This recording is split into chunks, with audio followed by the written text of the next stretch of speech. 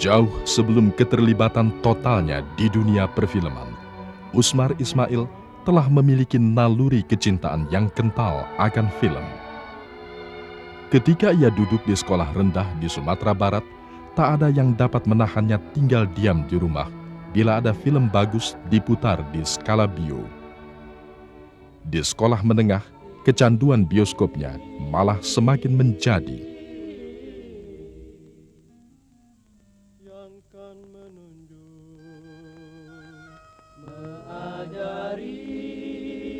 Usmar Ismail dilahirkan di Bukit Tinggi tanggal 20 Maret 1921 sebagai anak bungsu dari 6 bersaudara.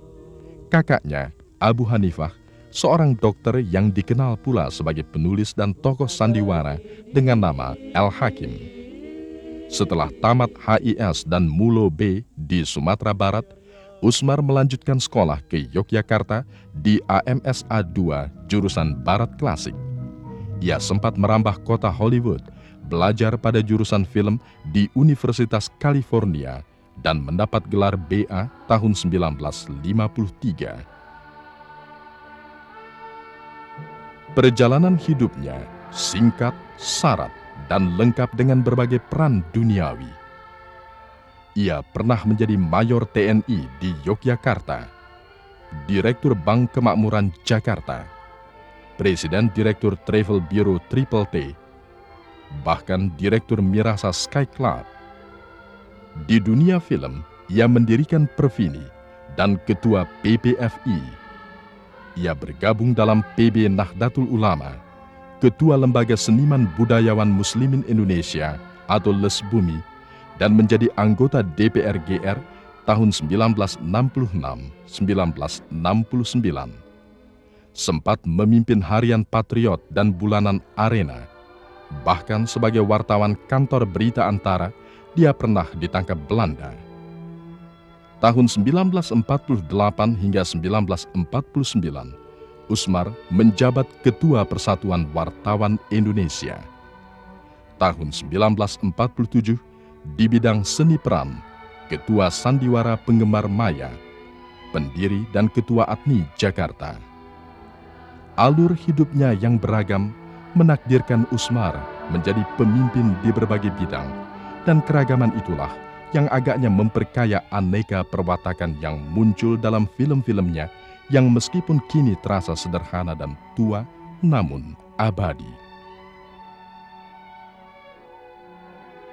Usmar Ismail memasuki dunia film setelah menjelajahi dunia kesusastraan sebagai penyair dan penulis cerita pendek di zaman Jepang.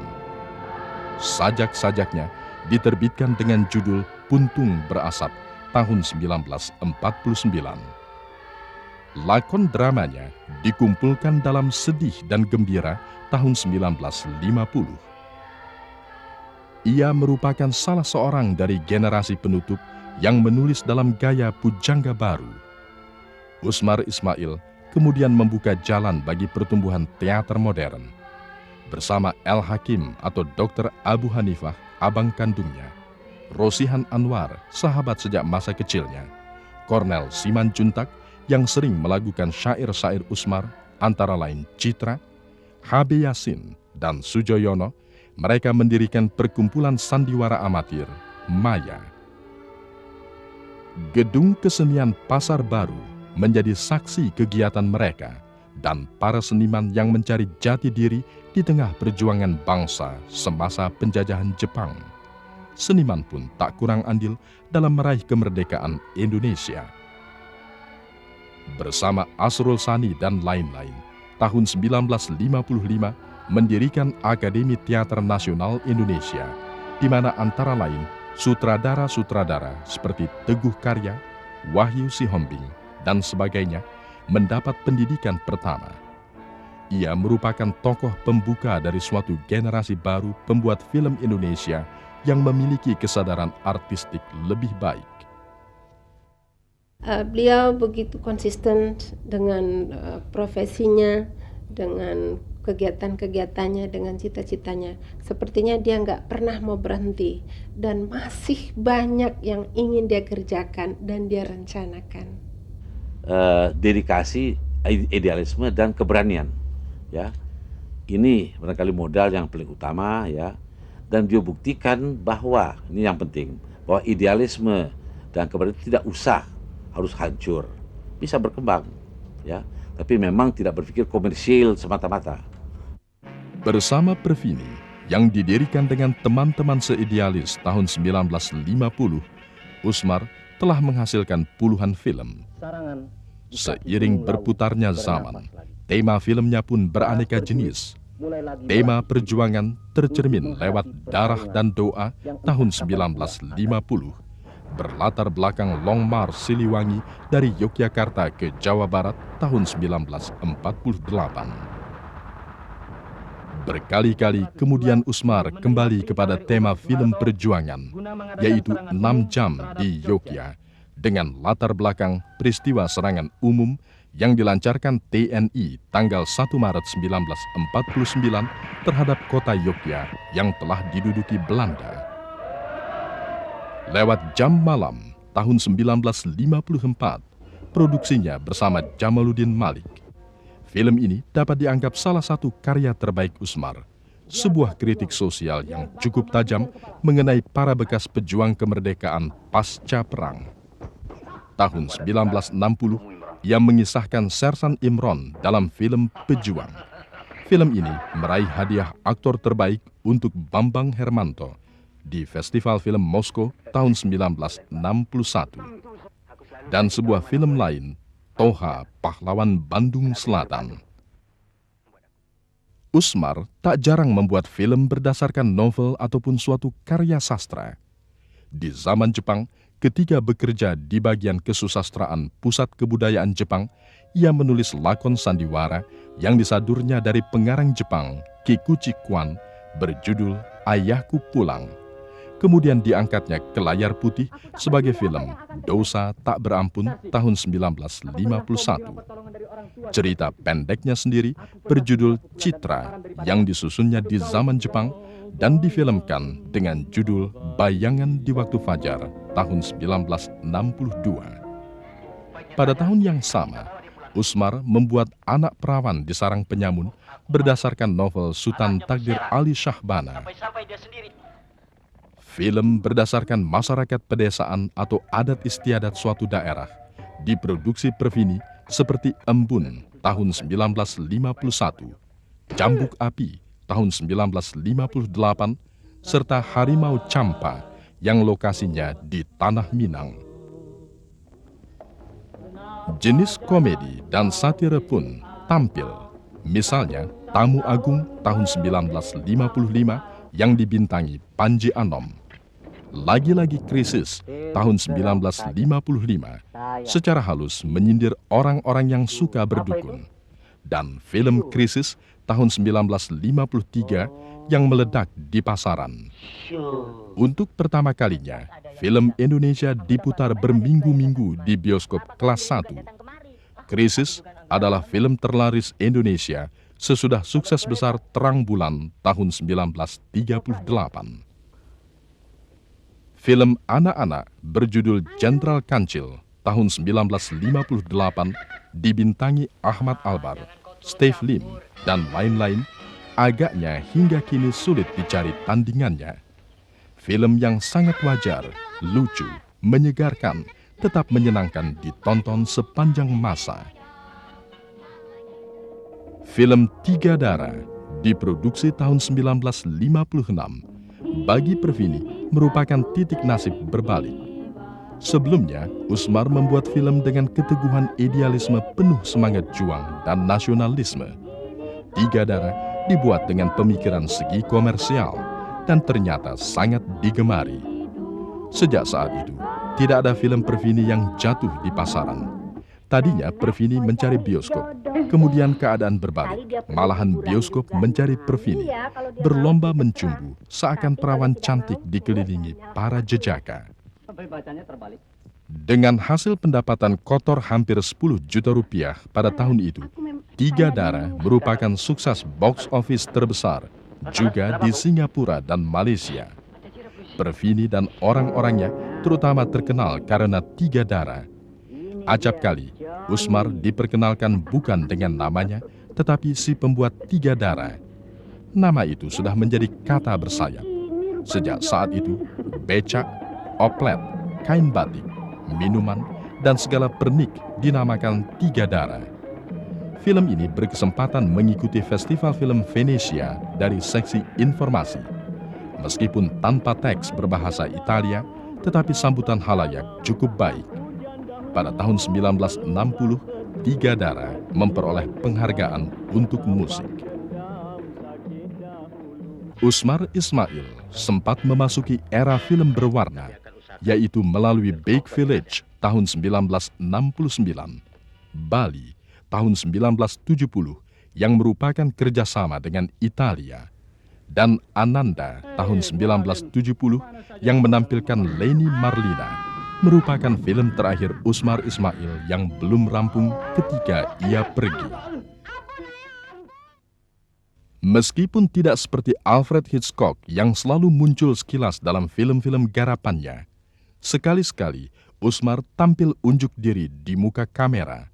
Pernah sebagai pemain cabutan dalam film Cafedo tahun 1953. Namun, dalam Tiga Darah, ia cukup punya peranan. Usmar juga sering mengajak kawan-kawannya untuk bergabung dalam produksinya. Mungkin dari observasi sehari-hari, ia menemukan peran yang tepat dalam diri seseorang, meskipun orang itu tidak berminat melanjutkan karirnya di bidang sinematografi. Anak-anaknya, Redin, Irwan, dan Nina, sekali-sekali muncul dalam beberapa adegan tanpa ada maksud nepotisme tentunya. Mungkin filmnya yang paling murni adalah Darah dan Doa, yang dianggapnya sebagai film pertama yang secara teknis tidak sempurna, di mana ia bergulat dengan segala kekurangan dan ketiadaan pengalaman, tetapi merupakan kesaksian paling jujur tentang nilai-nilai kemanusiawiannya. Usmar menulis kenangannya tentang pertunjukan perdana di Istana Negara bagi film pertama Pervini, yaitu Darah dan Doa atau The Long March, sekitar pertengahan tahun 1950. Film itu adalah film Indonesia pertama yang mendapat kehormatan diputar di kediaman Bung Karno yang baru beberapa bulan menempati Istana Merdeka. Peristiwa yang sukar dilupakan Usmar, karena itulah film pertamanya yang akan dinilai oleh pemuka-pemuka bangsa. Kendati dikerjakan dengan peralatan primitif dan kerabat kerja yang sedikit jumlahnya, namun inilah film yang buat pertama kali mempersoalkan kejadian bersifat nasional, dan film yang pertama kali, baik secara teknis kreatif maupun ekonomis, diselesaikan seluruhnya oleh anak-anak Indonesia. Usmar merasa bahwa film ini 100% dikerjakan dengan tanggung jawab sendiri tanpa campur tangan atau pembatasan kreasi dari pihak lain. Dalam salah satu musyawarah kerja Dewan Film Indonesia tanggal 11 Oktober 1962, hari syuting pertama film Darah dan Doa, yaitu tanggal 30 Maret, telah ditetapkan sebagai Hari Film Nasional. Atas segala jerih payah dan pengorbanan selama pembuatan film itu, kehormatan yang diberikan Dewan Film kepada film Usmar yang pertama itu merupakan penghargaan tiada tara yang diterimanya dengan segala kerendahan hati. Pengakuan resmi pemerintah terjadi tanggal 30 Maret 1992 dengan penandatanganan Undang-Undang Perfilman oleh Presiden Soeharto. Baru saya memahami adalah film semi-dokumenter yang penting artinya dalam sejarah perjuangan bangsa, tapi juga penting artinya sebagai suatu hal langkah baru di seorang seperti almarhum Usmar yang berani mulai. Ya, saya tahu benar beliau itu kemudian juga tidak memikir komersial aspek daripada pembuatan film.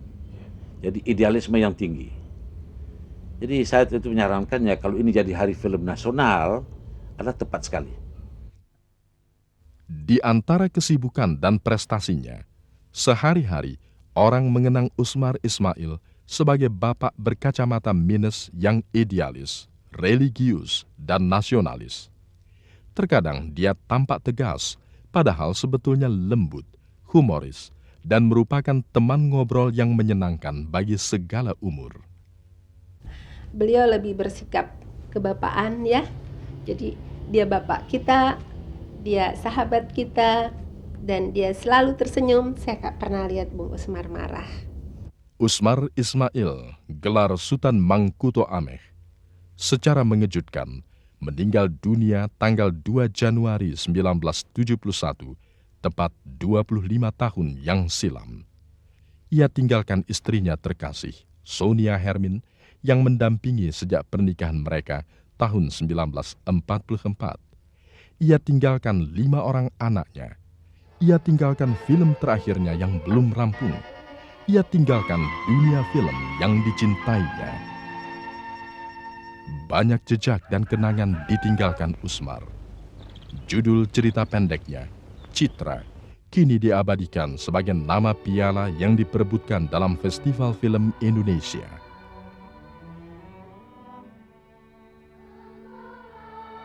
Usmar Ismail ditahbiskan menjadi Bapak Perfilman Indonesia. Namanya diabadikan pada Pusat Perfilman di Kuningan, Jakarta. Usmar diangkat sebagai warga teladan DKI Jakarta dan menerima beberapa anugerah seni dari pemerintah. Di zamannya, Usmar menghadapi banyak kendala, namun ia terus berjuang mewujudkan cita-citanya dalam segala keterbatasannya.